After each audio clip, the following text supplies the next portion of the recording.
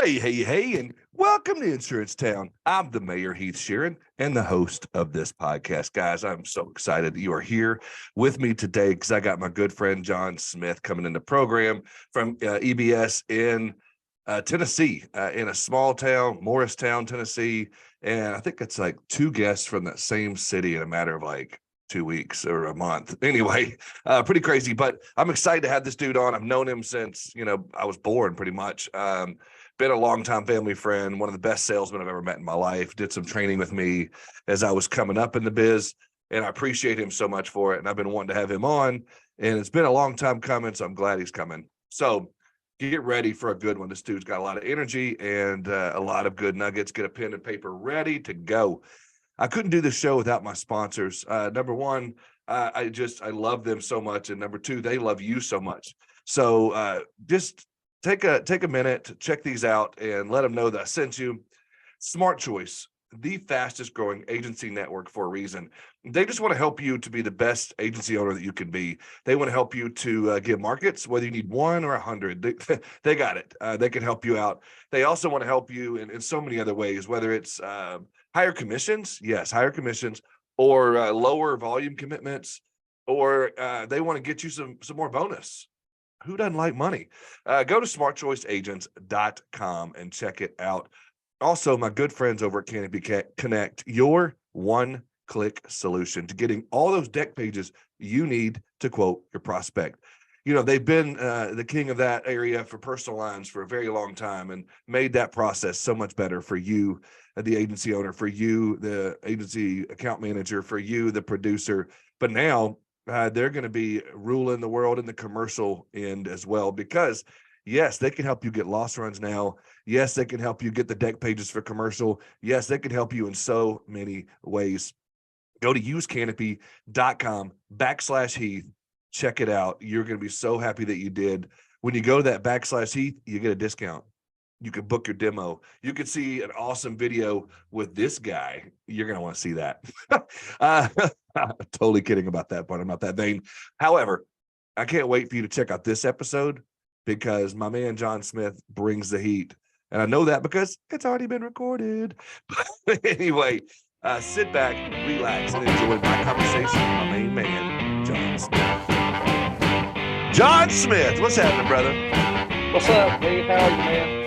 Man, I am good. It's crazy to have you on here. And it's crazy, we talked about this a minute ago, 2 boys from East Tennessee in like a matter of a month on my show. I know. I didn't even know East Tennessee existed until now. Now I know it's out there. Man, you've known me for 20-something years or longer. You knew about East Tennessee. I know, my whole life. I think I've been out there to your office before. It's been a long time. I think you have. Crazy.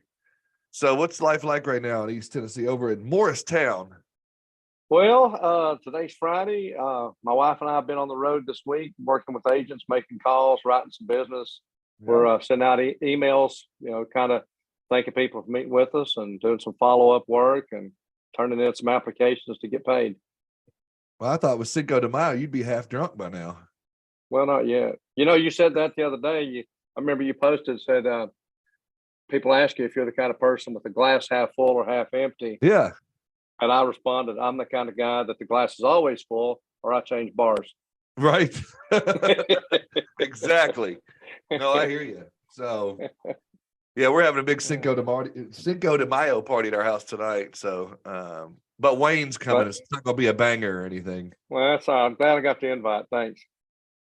Dude, you're like 12 hours away.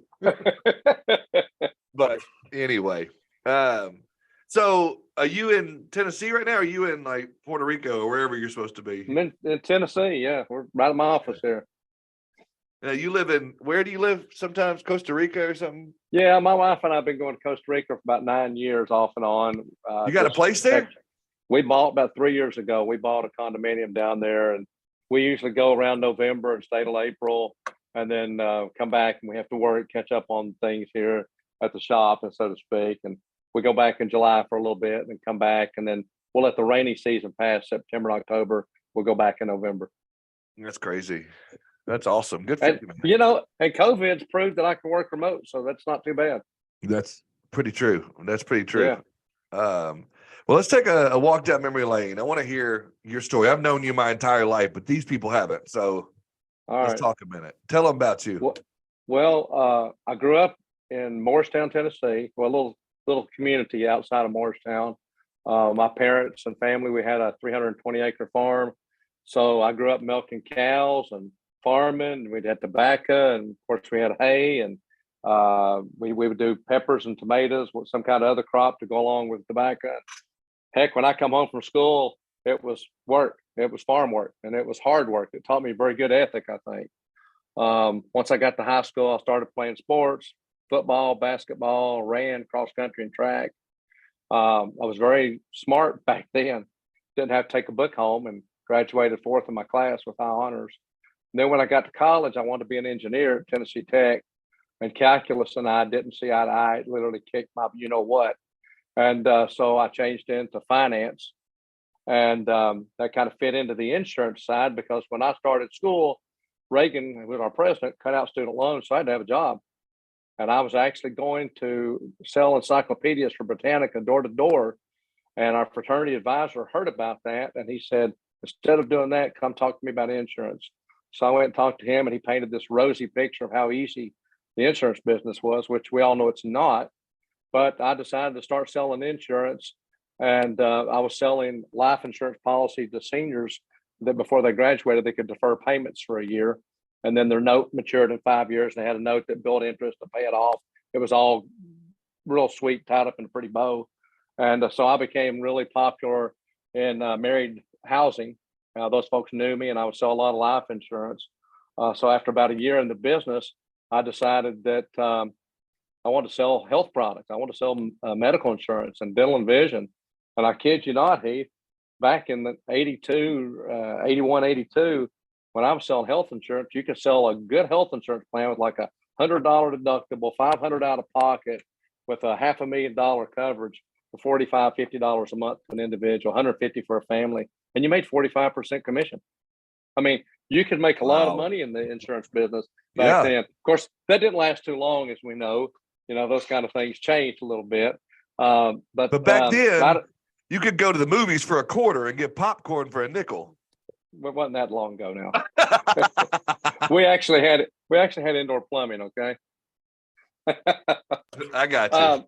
But also right around that time, around 82, I met this gentleman in Nashville who was an anomaly, as I called him. He brought me in and taught me how to sell the group market.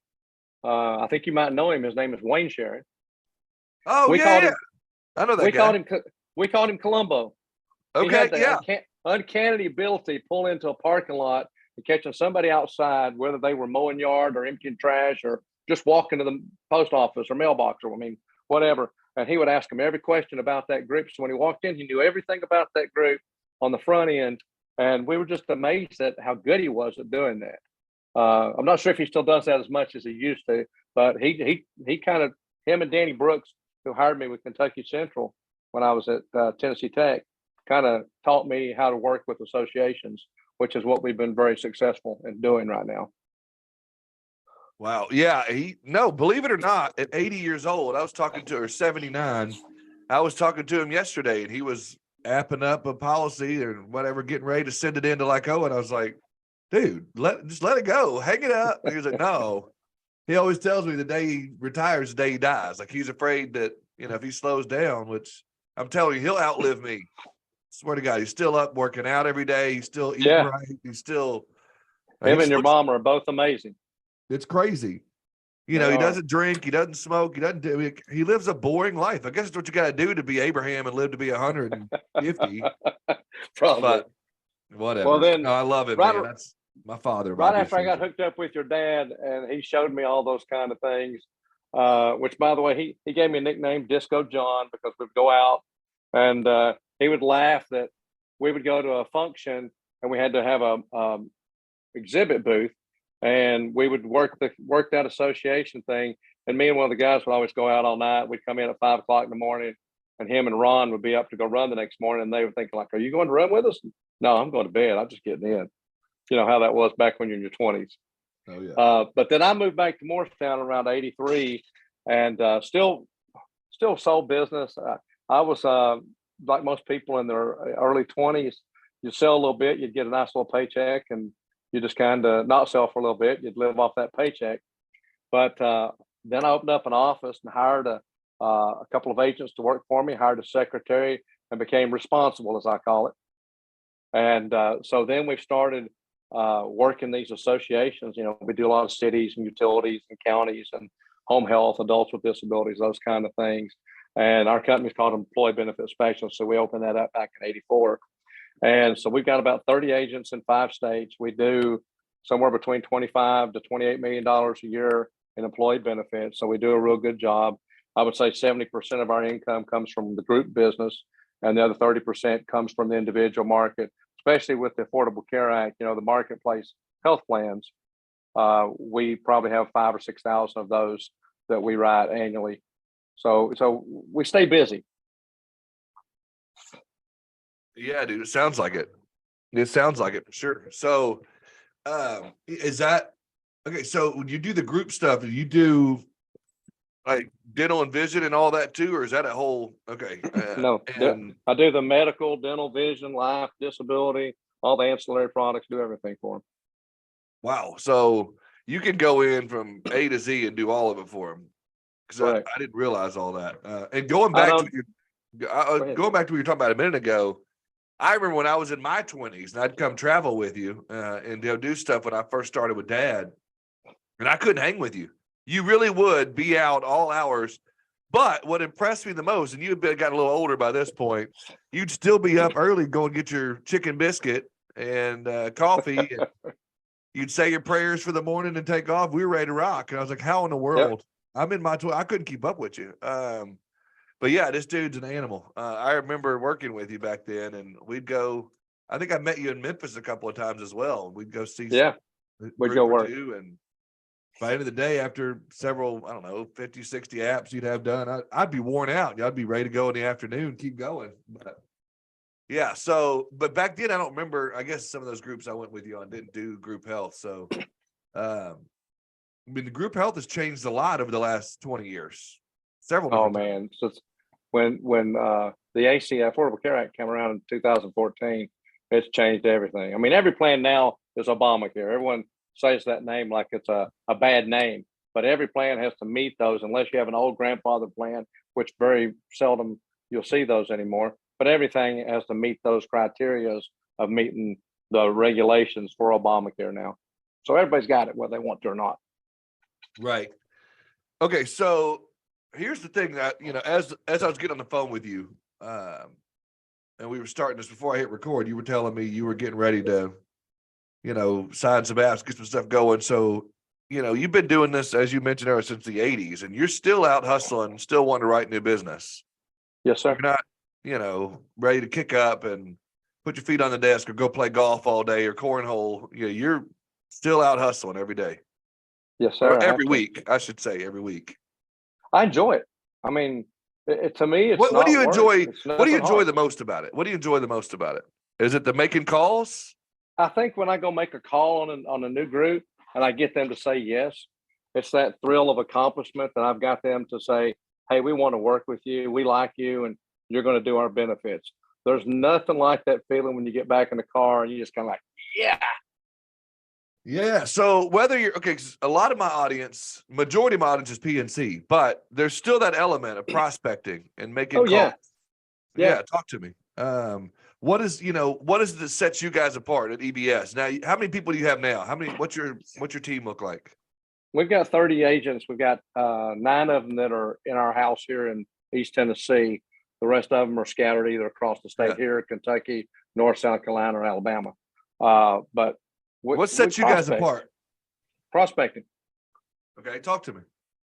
Well, you've got to prospect. I mean, we all know that your clientele are going to age out or die, or if you're doing a group PNC or if you're doing a group health insurance plan, they're not going to stay in business forever, or they're going to sell to somebody. And if they're best friends in the insurance business, you might lose account.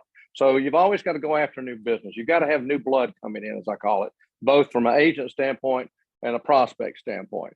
So when I was in Bowling Green this week, we had an agent And she literally said that we wore her out making calls because we made about 15 calls on Wednesday. We made about 15 calls yesterday on Thursday.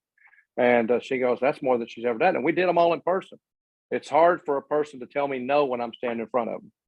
So when I walk in, I just say, hey, I'm Jon Smyth with your association, or I'm Jon Smyth and so sent me over here to see you. I'm the guy that does the insurance. And I ask them, what do you have in place? And I go through a little fact finder, like a needs analysis. And I ask them what they currently have, find out what they don't have, and I focus on that. Or if they are telling me that they have something and it's not working well for them, or they're not happy with it, we can help them with that as well. But you've got to do that if you're a new agent in this business. And that's where the new agents don't succeed, Heath, is they don't get out and make the calls. A lot of people have call reluctancy, and you've got to go out and make those calls. You need to have at least 2 or 3 days a week where you're making 12 to 15 calls a day.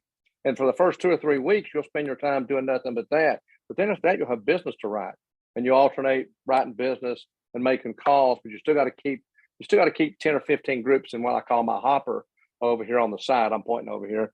But that way I've got them so that I can call on those groups and get them closed, take them out of my prospect list over here to my client list. So you've got to constantly do that. Yeah, what kills me, and when I first started, I didn't have this opportunity, so I couldn't, or probably would have too. But a lot of people now, I train a lot of producers now, and they'll tell me, "Yeah, I emailed 100 people this week." I'm like, emailing is not the same, like you said, as face to face, or even phone call for that matter. Or they'll say, I reached out and I DM'd 47 people on Facebook this morning, and I'm like, you're not going to get the same response rate as seeing them face to face. I'll tell you what I did when COVID hit, because you couldn't go out and see people. As you know, I'm a big runner. I don't know, we didn't talk about that. I'll just tell you that I turned 36 and was dating a girl, and she wanted to go to a 5K race, and I went and I got hooked. So I started running a lot, very competitively, got really good. I've ran in all 50 states. I've ran all but one county of the 95 counties in Tennessee. So when COVID hit, they were doing a lot of virtual running. And one of the things I did is sign up for the Race Across Tennessee, where you actually run like 600 miles from Memphis to Bristol, Virginia. So I set up on my workstation on my treadmill at the office, and I would sit there and I'd walk or jog, and I would have my stuff, and I would call people by the phone. And I would actually try to get a video conference with them so I could see them like you and I are doing now. That way they can see me. I'm better in person than I am on the telephone. And like I said, it's harder to say no when you're seeing someone or standing in front of them. But I was closing groups while COVID was going on, and I was on the treadmill talking to people.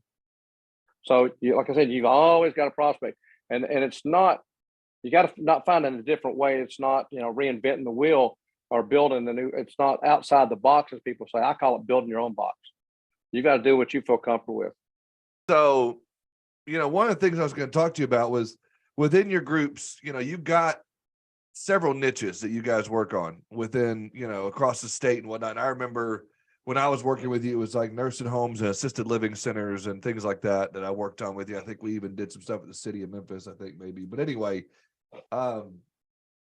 first of all, when you talk about association work, and you talk about that's something that I preach as well. And again, I think it comes from that old school that Dad taught me, but it's still relevant today. And I think that PNC, life and health, no matter what you're selling, I think that association works, and just working in a vertical or a niche or whatever you want to call it is going to help you a lot. And so for you, when you're teaching a new producer or you got a new person coming in, what is some of the advice that you give them on working with associations or working in a niche or in a vertical, whatever you want to call it? Well, I think that a new agent in this business, especially in the employee benefit side or the life and health side, let's call it that, you've got to put in the man hours. And I talked about prospecting, but you've got to put in the man hours. If you're a new agent, and even on the PNC side, I would say the same thing. And I know, like you said, a lot of your folks are PNC producers, but you've got to be prospecting. I mean, it's got to be the person you buy your groceries from, where you gas up, where you get your tires and oil changed and all those kind of things. You got to tell people what you do. You got to have that 30-second elevator spell to be able to tell them about, here's what I do, or you're not going to get them as a client. But you've got to constantly do that. Prospecting is 24/7. I mean, even at church, they better know what you do when you're shaking their hand. Yeah, I couldn't agree more. I can't tell you how many times, when I worked in PNC at iTrust recently, my boss there, the agency principal, would laugh at me because I would be like, in the fruit section at Kroger, and I'd just be talking to Yeah. somebody and, be looking at apples and be like, oh, do you like Red Delicious apples? I do too. Da, da. And we just start talking. And then literally like 10 minutes later, I'd already have their business card or a phone number, or I'd have something. I would know Yeah. how many. I'd pull that Columbo approach his dad would do, and just stumble around through the apples department or in the meat department. Oh, you like that steak? I like this cut, but what are you cooking tonight? What's going on? And it would be, Yeah. oh yeah, I mean, and I would mention somehow I'd bring insurance into it. I'd be like, oh, we do a lot of cookouts in the insurance business. Oh, you sell insurance? Like, yeah, I'm gonna come by. I would always try to work at every conversation. Like, man, you're an animal. Do you ever just go somewhere and not talk insurance? Like, no. Like, why? I didn't. Well, For me, it didn't compute going somewhere and not talking about what I do for a living. right. And how I became the mayor, so to speak, is Stacy and my kids would hate going anywhere with me in public, especially a restaurant, because it would be like I'd be at every table in the restaurant. It's more like you're campaigning. Yeah. You're And my wife campaigning. was like, could you quit running for mayor for 5 minutes and eat dinner with the family? And I'm like, this is how we get to eat the dinner that we're having. Right? Absolutely. Well, to me, it's like making new friends. For sure. I take my business personally. I mean, and every one of my clients, I want them to think of me as a friend. And they'll call me up for no reason at all. I got one guy used to call me, run a construction company at 5 o'clock in the morning. He said, just wanted to see if you're up this morning. And I'm going, Troy, what do you need? He goes, nothing. Just wanted to see if you were up. I'm going, yeah, 5 o'clock in the morning. That's okay. 2 o'clock. Don't be calling me. Right. So, talk to me about what do you cold call on any of this, or it's all warm calls? Do you do any kind of like true cold calling? Yeah, I do. I like the warm calls better. Who doesn't? Sure. So when I walk in, if I came into your office and you're a big PIA guy, and I said I'm one of your members of PIA, everything else I say after that you don't hear. You hear PIA and that's it. And you've opened your arms and welcomed Jon into your office and said, come back and sit down. What do you do with PIA? So it's the same thing. Like, give you an example of the housing authority. If I was in Maumelle at the housing authority and I said I'm a member of the Southeastern Regional Conference of the Housing Authority Association, and they said, oh, then that's all they hear. And I'm back to meet that decision maker. And I said, by the way, out through the association, I'm the guy that does the insurance. And then I started the conversation. And then I'm right into, hey, what can I help you with? Of course, you got to warm them up a little bit when you're sitting there. You don't just go right into the sales process. Hopefully none of these newer agents they know about the warm up, but you got to do that. You got to compliment them on some of their pictures and their football or whatever they've got in their office, and just talk shop a little bit, or talk that before you get talking shop. So I got a guy that I coach every week, and his name is Matt. I won't say his last name. I know he listens to this show. So Matt, hello, Matt. You.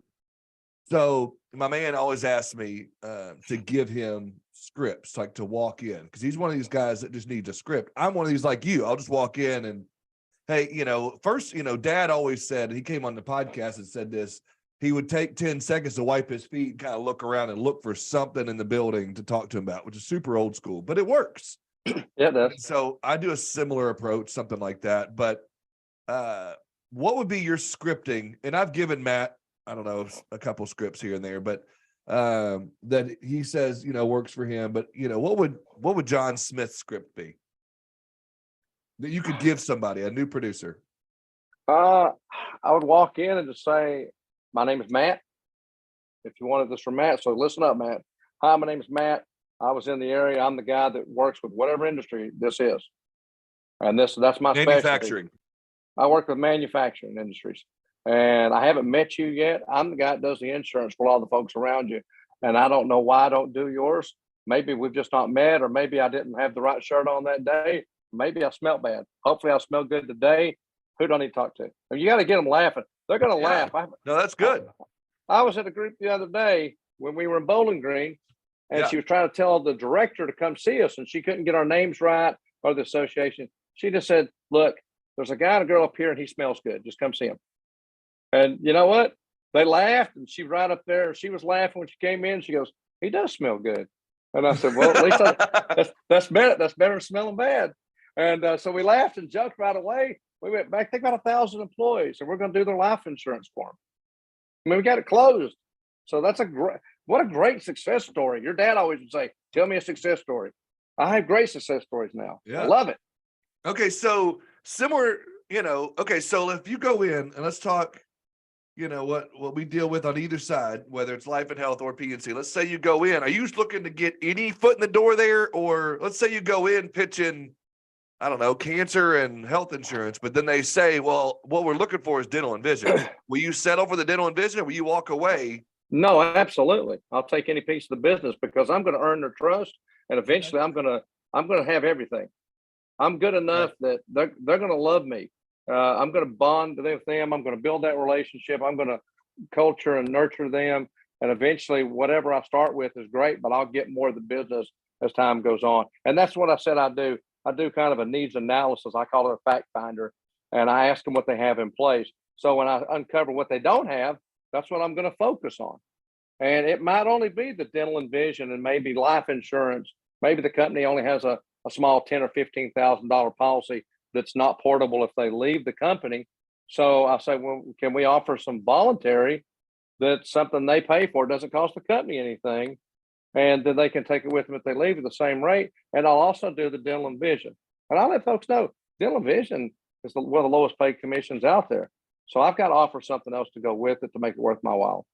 And people, we're in a mid-roll ad, and I love it. And guys, it's that time. It is summertime. It is time not only to get that beach bod ready with working out, eating better, all that good stuff, but also taking care of all those manscaping needs. If you grew out that Austin Powers chest hair over the winter, it's time to take care of that. Yeah, take care of that with the Lawnmower 4.0. It is an incredible product that will help you so much. And you can use it in the shower, and it's got a little light on it that can help you with those hard to reach places. Also, this summer when you're at conferences and you're doing your thing and you're networking, make sure you take care of those nose hairs, those ear hairs. Nobody wants to see that. Nobody wants to see that nasty stuff when they're talking to you. Make sure you take care of all of that.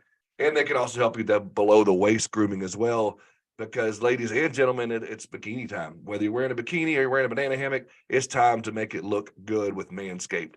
Also, go to manscaped.com, and guess what? You get 20% off. That's 20% off and free shipping using the code MAYOR. Scroll down to the bottom when you check out, hit the word MAYOR. So many of you guys have ordered this and have thanked me for it, and I love you for it. So keep going to manscaped.com using the code MAYOR, 20% off. Also, my good friends over at CoverDesk.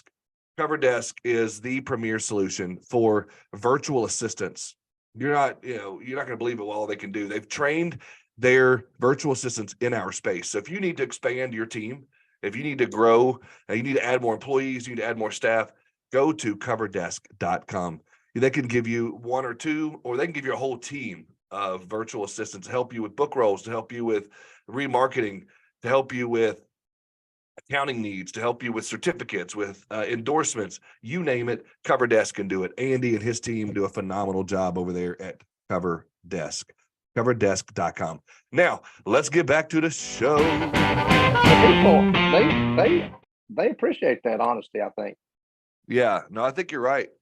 And that's one of those things that, a lot of people are afraid of, is just being truly vulnerable and honest about things like that. Yeah. And just telling people straight up, honest opinion on things. And Dad, you've met him before, but Dad has a good dude that works with him here in Arkansas named Rick. And Rick will go in and just straight up, honestly, and just be like, hey, my name is Rick, and I sell insurance. I don't even want to talk to you about insurance today. I just want to come talk to you, man, or whatever his little spiel is. Or he'll say, I sell insurance. I'd love it. Just comes right out the gate with it, and it works for him. And different things work for different people, but he would just straight up hit it right when he walked in. Yeah. And, I think people like that approach too. I mean, you can go in and make them laugh and do the comical thing like you and I and Pop like to do, but you can also go and just be, here I am, rip the Band-Aid off as fast as possible. Be like, oh, okay, this guy's not playing around. He doesn't want to waste my time. Yeah. And Rick's honestly, Rick weeds this out. You're going to sell so many, and you're going to get so many no's. He's getting his no's and going on. I'm going to get a lot of maybes. You're going to get some Yeah. yeses. You're going to get some maybes, which is where I think a lot of agents don't follow up well enough.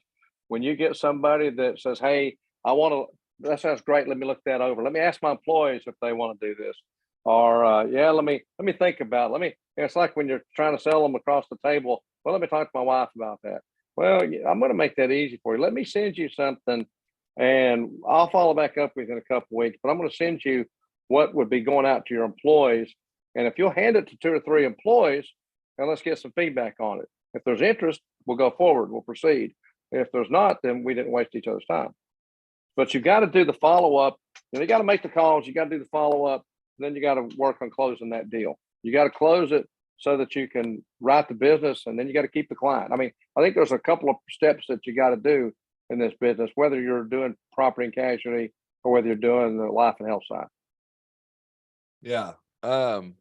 Yeah. And so navigating those waters, and so, you talked about, a lot of people now are doing direct deposit. Now a lot of people are doing Zoom meetings, and a lot of people the game has changed since 2020. God, yeah. For you guys, I know you mentioned earlier you did Zoom meetings on your treadmill, but is that something that's changed the game for you guys? Because I know it has in the PNC world. I know it has in the health insurance, but what about employee benefits? Is that something you had to adapt to pretty quickly? Well, we developed a landing page. One of our agents came to us with one he worked up, and we can send that to the group, and it goes through all the products. They can read about them, and then the last page they have to fill out. Yes, they want information, or no, they don't. So they fill out and they check what they want. They tell me the best time to call them, give me the phone number and email address, and then we reach out to them, and just it's all electronic now. Like you said, COVID changed everything. I've gotten good on Zoom meetings. I don't like it. I'd much rather be in person with someone. I think they appreciate that, and they feel more comfortable asking questions than they do when you're on the phone or on a Zoom. Do you think you can still? All right. Do you think you're better closing the deal in person or better at closing the deal on a Zoom, or do you think it's equal? Yeah, in person. So talk to me. Okay, that's another thing. To me, I've noticed over the last 20 years, you got people that are really good at opening up, opening doors. You got people really good at closing, and I obviously you have people that are good at both. But as far as closing that deal, I think a lot of agents have a hard time with the closer. I mean, yeah, they can get in there, they can make them laugh, they can get them talking. When it comes down to, Dad would always tell me, just drop the pen, shut up. And then it's one of those who talks first loses. And so I had a hard time with that. That's why I have a podcast. But anyway, but it's one of those things that, is that similar? Like, what do you tell people when it comes to closing the deal? Well, I think that you go hard close, or what do you do? No, sometimes the easiest thing to do is, how's that sound? And then you wait for them to say something, and they'll either say, it sounds great, here's how we want to do it, or I need to run this up the flagpole, run this by so-and-so, and do this. We had one in Bowling Green. They changed, their main office had moved to Richmond. So when she said that, and I said, well, here's my card. Her name was Tamara. I said, all right. She said, I'll pass this on to my boss. And I said, well, next time I'm in Richmond area, which is a whole different 4-hour drive from where I was at in Bowling Green, I said, I'll try to go by and meet Greg and go through all that kind of stuff. He even had an email in my inbox before I got home wanting to know what we could do for him. And it was all because of the association, because it's adults with disability. Not too many people like to do that. So he said, would you send me what you can provide for us before we sit down for our meeting face to face? I'm going, wow, it kind of floored me. I thought she brushed me off and we would never get that. So you don't ever know. You never know. You've got to treat them all with the same courtesy and like you're going to have them as a client. And I tell people right off the bat, I'm looking forward to having you as a client. Before I walk out the door, I tell them that because I want them to think of us. It's already a done deal. So you're closing from the very beginning before you even get. Yeah. I assume the close. Yeah. From the jump. Yeah. Why would they not? No, I'm with you. I just, for me, I'm impressed with employee benefits folks because it truly is, in my opinion, it's like an ancillary price. It's not like you have to have a home and auto to close a loan or to have this. It's legal, or like you have to have it for law or whatever. But with employee benefits, it's not. You don't have to. Like these people do not have to purchase this. So Right. It's like, I don't know. I'm impressed by it. And I've always told Dad, how impressed I was with it. Cause like I said, PNC, you have to have it. Yeah. And so what mindset is that for you? Is that the challenge that you enjoy about, employee benefits, or just always what you've done? And it's what I've done. My wife says I'm untrainable for anything else. But I love it. I mean, to me, going to meet new people and everyone's situation is going to be different. It's not working in a factory where I put this part together 8 hours a day for 5 days a week. I get to see different scenery, different people. Everyone's in a different situation. I get to help them problem solve. And you make friends. Why would you not want to be in this business? I mean, I understand for most folks it's commission. That's how I am. I'm commission only. So if I don't sell anything, I don't get paid. Right. And for some folks, that's hard to give up that salaried paycheck. But it's very lucrative if you're good at it. We've been blessed, our salespeople, especially my wife and I, have been very blessed to be in this business because we're good at it and we enjoy it. Yeah, it's funny you say that. I used to have a group, an ABC group of beauty salon, hair salon people, Yeah. and so I sold quite a few of those because they were easy for me, and I'd go in. I was dealing with women in my 20s, so I Yeah. enjoyed it a Yeah. lot. You really did. It was fun. So anyhow, I come to the studio where I'm at now, and I'm dealing with this real estate agent and talking to her through emails and whatnot. And we show up here, and she shows me the space and all this stuff. And then she looked at me. She was like, "Heath Sheeran?" I was like, "Yeah." She was like, "I've got a cancer policy that you sold me 22 years ago, or 18 years, whatever it was, when I was a beautician." And I was like, "No way." She's like, "Well, my last name's different. I got married, blah, blah, blah. And I got 3 kids now." And she started showing me pictures of her kids, went to the office. And she was like, I'll never forget you. You came in and we laughed, and you were my agent. You came by all the time and you sold all the people in the other chairs around me and blah, blah, blah. And, but you're right. Those people don't forget that kind of stuff. If you do a You're good like enough job. long lost friends. Oh yeah. And now she comes by the studio Yeah. probably 2 or 3 times a week, poke her head in, and when are you going to interview me? And I'm like, you're not smart enough, or I'll pick on her about something, but she'll never forget that. It's just one of those things. And I've referred Dad a few people that work with her now. So anyway, it's just crazy. You're right though. People do remember that if you do a good job, and you do Oh make yeah, they friends do. in that. It's Yeah. crazy. Yeah. And what I do remember, going to meeting you in Memphis, y'all make those meetings fun.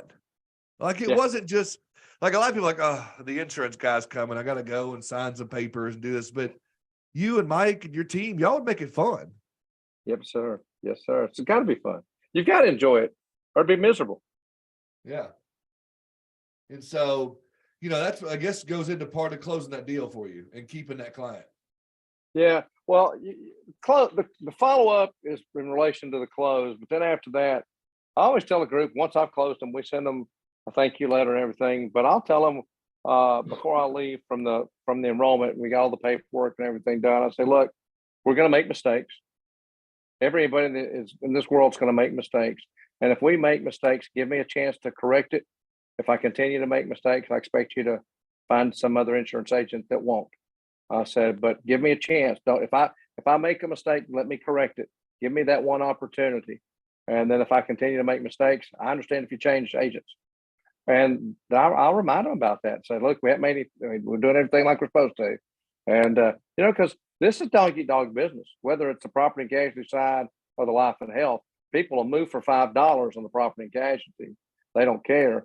And on the employee benefit side, if the owner has a brother or a cousin or a best friend, that golfing buddy that comes into business, they'll boot you out and move them in a hurry. So you got to protect that business.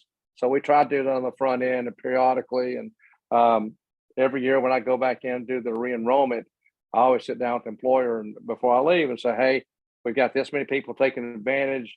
Don't forget, we've that big one in Memphis that you went to got 750 employees.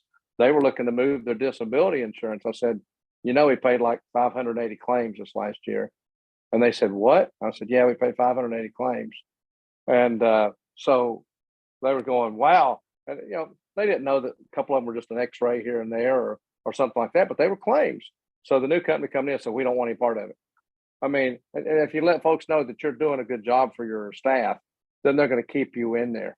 They have that need to make their employees happy. And if you're the one making them happy, they want to keep you in there. I think that's a good approach too on that renewal or the re-enrollment, to remind them what all you've done for them and set that meeting up and say, hey, it looks like this year we paid out over $800,000 in claims. Remember that roof we put on your house? Or you remember that claim that we had? Oh, do you remember when Mary had cancer and she went through that chemo? Do you know that we paid for blank? Do you remember that car wreck that Carl had, blah, blah, blah. I mean, to remind them of that, and it makes it really hard for them to leave you once you start telling them what all you've done for them. Oh, do you remember we saved you 25% on your premiums last year because of whatever, and so I think that's a good approach there too. I like that. So again, you talked about when you write somebody or you get a new group, you send them a thank you note, and then obviously you come back for the renewal. But is there anything out in between there that you'll do, or, you'll be involved with them in between, the thank you note and the renewal? If we're doing their medical insurance, they automatically send an application in when a new employee comes on board, and we go through all the benefits with them. So we're probably in contact with those on a monthly or quarterly basis. We have some of our groups that we just do the ancillary stuff, do payroll deduction, that we only go into once a year. But we do try to stay in touch with them throughout the year, and just we do a short little newsletter that we do twice a year. It goes out to everyone, just tells them what's going on in the market and stuff like that. And to be honest with you, I think that when you send it out on Constant Contact, I think you're lucky if 28% of the people open it up. So you send it to them, and not everybody reads it, but you're putting forth the effort, and at least you're trying. Yeah, and I think that customer journey is a big part of it, because they may be like, my old guy didn't do that. That Aflac guy didn't do this. The Aflac guy didn't send me this letter, whether they open it or not.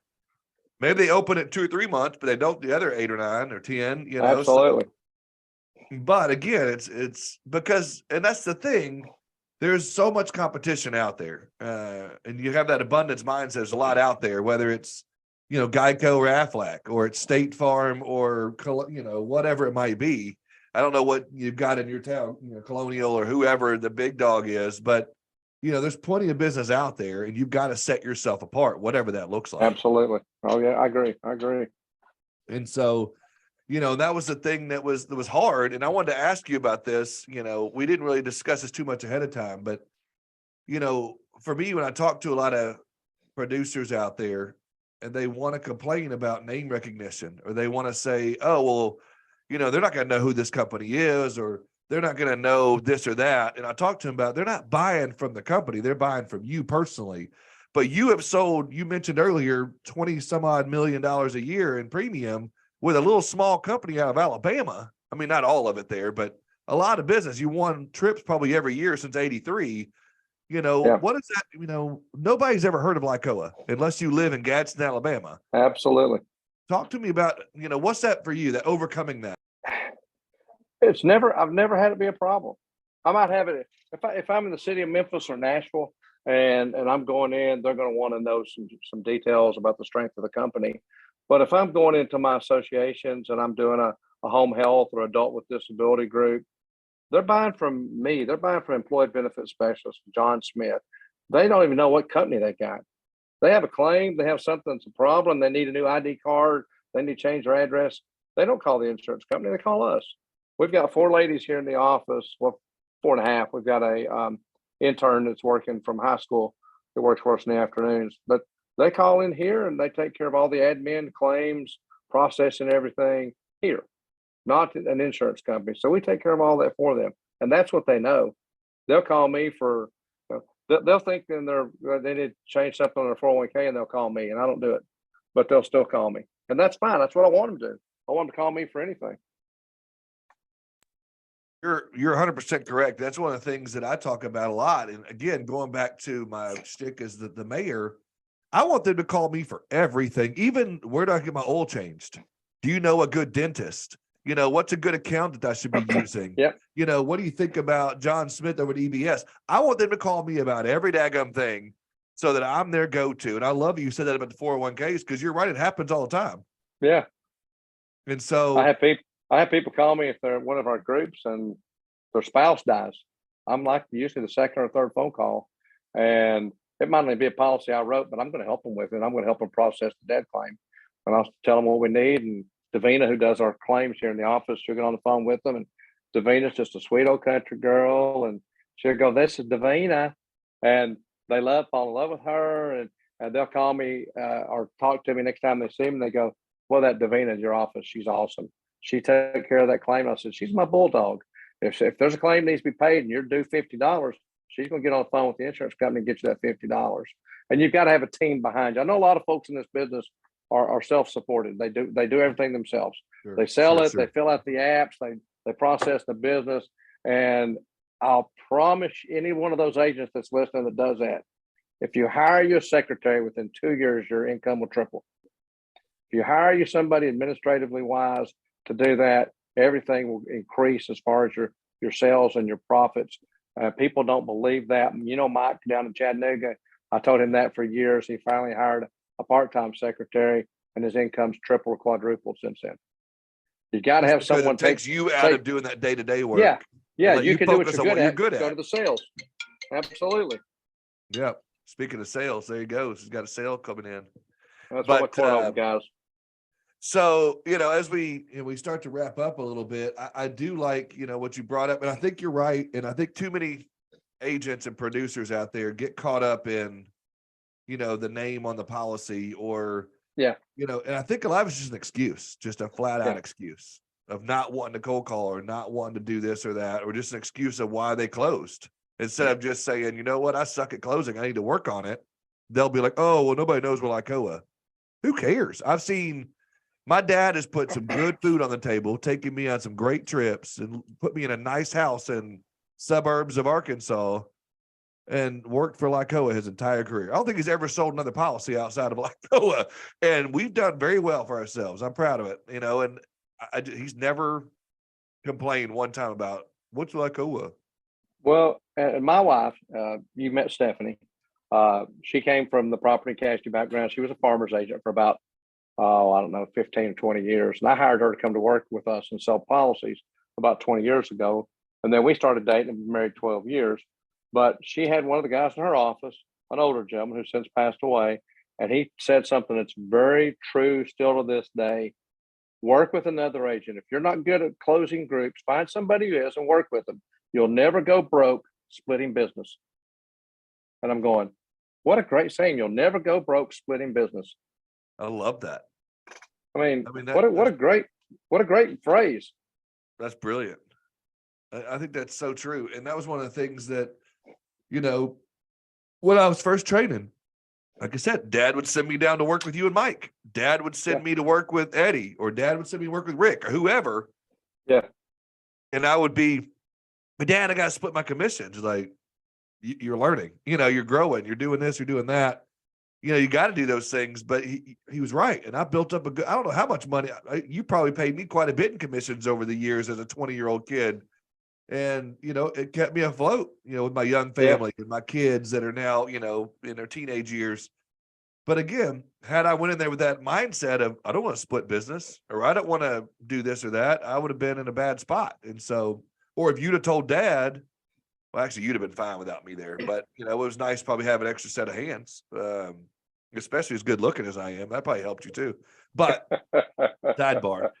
Anyway, no, I appreciate it, because I do think, and I've always been impressed with the success you have. And I see the magazines that come in, and we got to see the top 5. And I'm constantly seeing somebody from you guys or yourself up there in the top. And so, is that something that motivates you, is being in that top 5?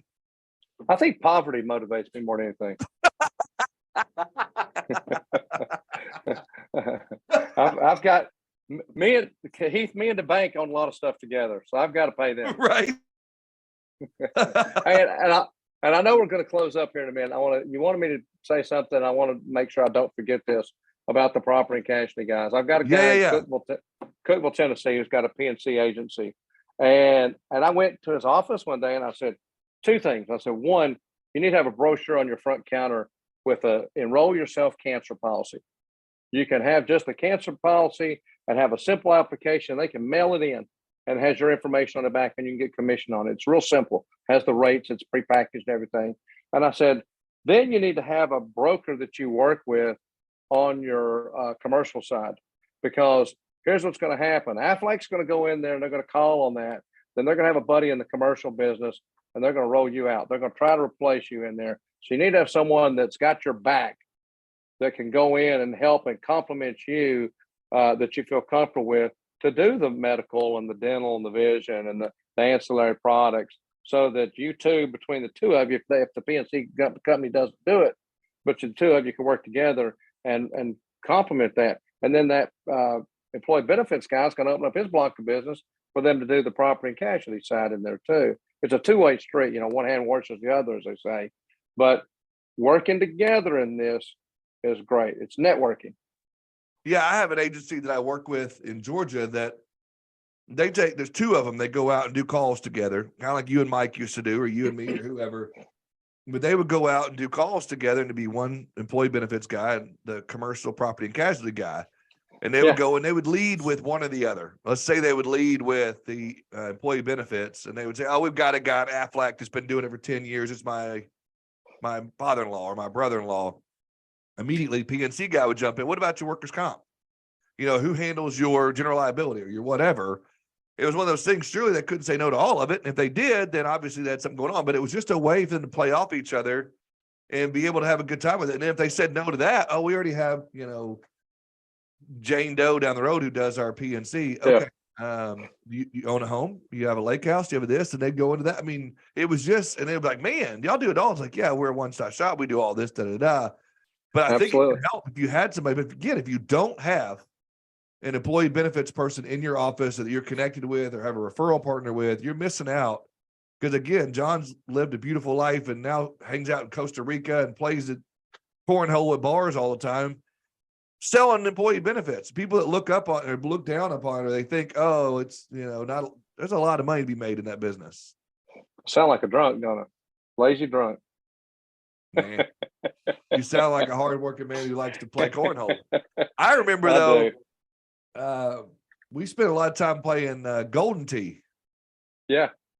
Is that what it's called? Golden Tee? Yeah, it was Mike. It was real big in the Golden Tee. Mike was big in that, yeah. So now it's now it's cornhole. I've gotten good at that. If I wasn't in Costa Rica so much, I could have the time to travel all the big tournaments, because you have to keep your points up there. Yeah, I could probably maybe turn professionally at cornhole. I really enjoy it. It's fun. That's awesome. I've had my sports. I've went through the boxing, running, and softball, and now cornhole. I'm surprised you haven't sold some insurance through that too. Cornhole tournaments. I have. I mean, again, always selling. Most people I play cornhole with know what I do for a living, and most of them are clients already. Yep. So you're talking to, I don't know, 20 to 22,000 that'll probably hear this right now. Whether they're in PNC, life and health, or whatever, what's a piece of advice you would give any salesperson to be successful? More than anything, prospect.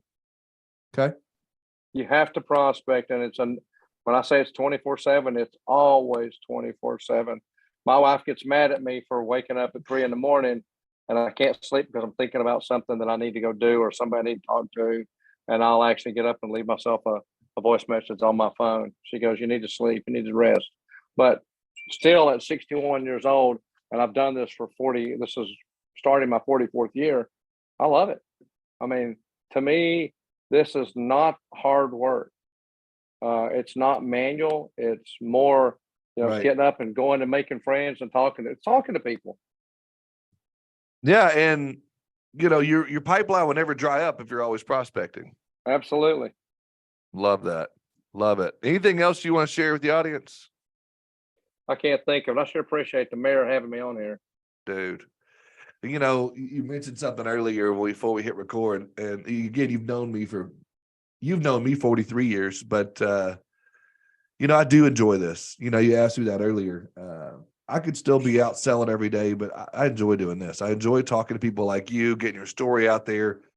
I love helping other people. I love getting in the mailbag, getting emails and phone calls from people saying, "Hey, could you have so-and-so on?" And, well, you're good at it too. What? You're good at it. Oh, well, thank you. I think I'm better than talking than I am at selling, but we'll see. You know, it's funny. You sent me a text. It's probably been several months ago. And you're like, your mom said you'd have me on the show. And I started dying laughing. I was like, yeah, all right, mama. I'll get him on one of these days. But you're a busy guy. It's been hard to get you schedules together. So I'm glad we were able to do this. I Well, appreciate you coming on. I'll tell you one more thing before you Yeah. sign me off here. Hit me. When I go to Costa Rica this next winter season, my snowbird time, as they call it, I'm going to start doing some podcasts of training agents. And I'm going to come to you. I'm going to come to you for your help on that and your guidance, because you know how to do the podcast. And I need your help to help train these new agents in here how to be successful. Let's do it. I'm in. I would love that. I think you'd be good at it, and I think people should listen to you. I think people right now need to bookmark this episode and play it for their agents in their office, because you said a lot of good stuff on there about making calls, following up, closing the deal, keeping the client, all those kind of things. And so, and he used to be a boxer, so he'll whoop your butt if you don't listen. So thanks again, man. Hey, if people if they listen to this, like, man, I need to talk to Jon, or maybe I need an EBS guy in my office or a referral partner there, how could they get a hold of you? Call me on my cell, 865-805-8743. And you're licensed in probably most states. Texas and Oklahoma, all the way to Virginia, all the way down. There you go. So wherever you listen, if you need somebody, and he'll probably get licensed wherever, but he's got somebody. We just closed a group in Nevada. We've got to get licensed in Nevada, and they've got employees in California. So we just had to get licensed there. There you go. So yeah, we can do it. There you go. And it's ebstn.com. Yes, sir. Employee Benefits Specialist, Tennessee, TN. There you go. Tennessee. That's right. So Morristown. I love that. All right. Dude, I appreciate it. We'll talk again soon, but I appreciate you. Yes, sir. Thank you, brother.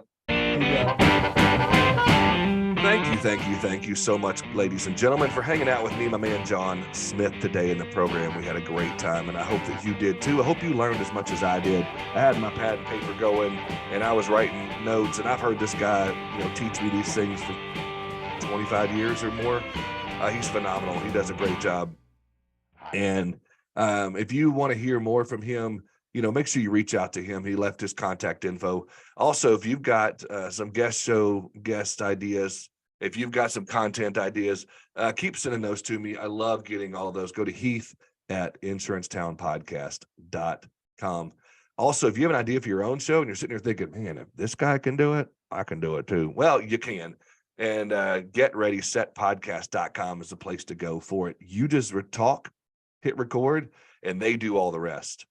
getreadysetpodcast.com. Guys, thank you so much for hanging out with me today. Hit the subscribe button, smash the like button. I'll see you on the next one.